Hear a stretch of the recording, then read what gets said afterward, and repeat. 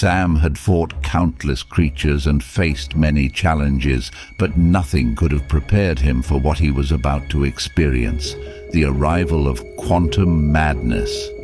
It started with a strange sensation, like the world around him was bending and warping.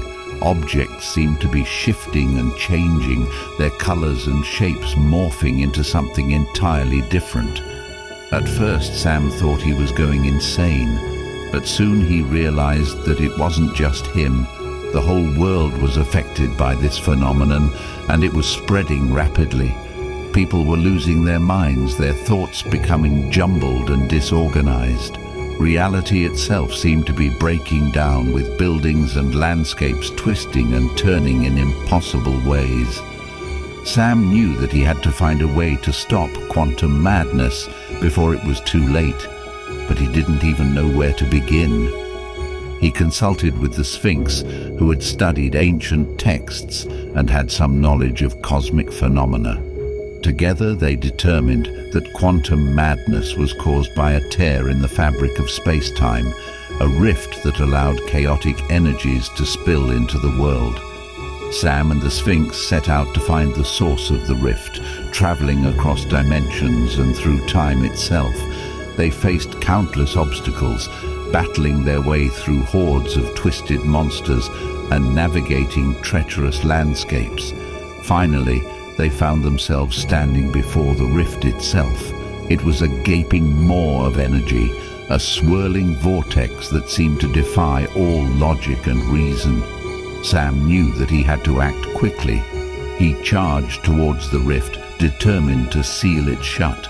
But as he reached out to touch the edges of the rift, he felt a surge of power surge through him. It was as if he had tapped into the very essence of the universe itself, and he was overwhelmed by the sheer magnitude of it all. Sam's mind began to unravel as he was consumed by the madness. The world around him twisted and warped, becoming a swirling vortex of chaos and destruction. But even in the midst of the madness, Sam held on to one thought. He had to seal the rift, no matter what the cost. As Sam plunged into the swirling vortex of quantum madness, he found himself in a surreal landscape, a world unlike any he had ever seen.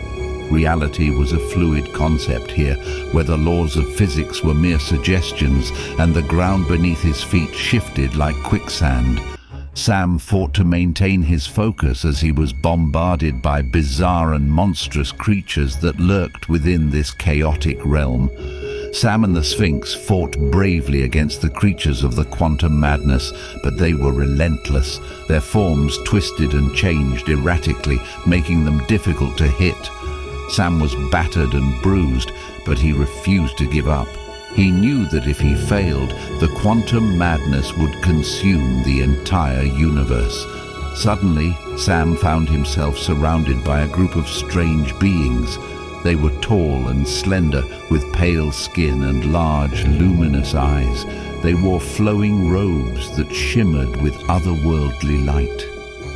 "Who are you?" Sam asked, his voice trembling. "We are the guardians of the cosmos," one of the beings replied. "We have been watching you, Sam. We know of your quest to seal the rift in space-time." "I need your help," Sam said. "I can't do this alone." The guardians nodded. "We will aid you," they said, "but you must be prepared. The journey ahead will be perilous." Sam took a deep breath. "I'm ready," he said. The guardians led Sam through the swirling vortex of quantum madness. They passed through strange and wondrous worlds, each more bizarre than the last. Sam saw landscapes that defied all logic and reason, and creatures that were unlike anything he had ever imagined. Finally, the guardians brought Sam to the source of the rift. It was a massive black hole, a swirling maw of darkness that consumed everything that came too close. "This is it," one of the guardians said. "You must seal this rift, or the quantum madness will consume all." Sam nodded. He and the Sphinx took a deep breath and stepped into the black hole.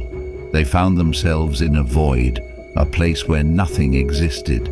They were surrounded by darkness and could feel the quantum madness tugging at their minds, trying to consume them. But Sam and the Sphinx both resisted.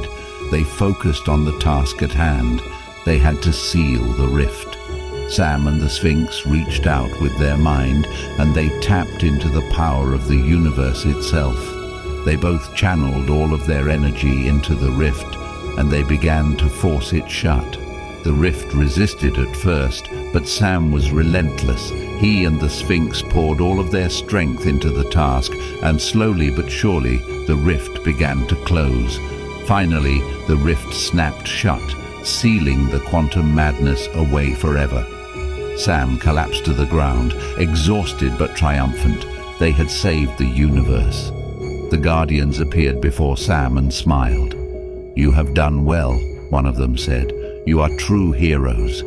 They both smiled back. "We just did what had to be done," he said. The Guardians led Sam and the Sphinx out of the void and back to the real world. Sam found himself standing in the same spot where he had first encountered the quantum madness. But everything was different now. The world was no longer in chaos. The laws of physics had been restored.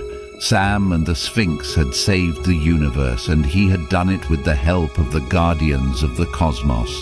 They were true heroes, and their story would be told for generations to come. Stay tuned next Friday for the next episode of Heart of the Mountain.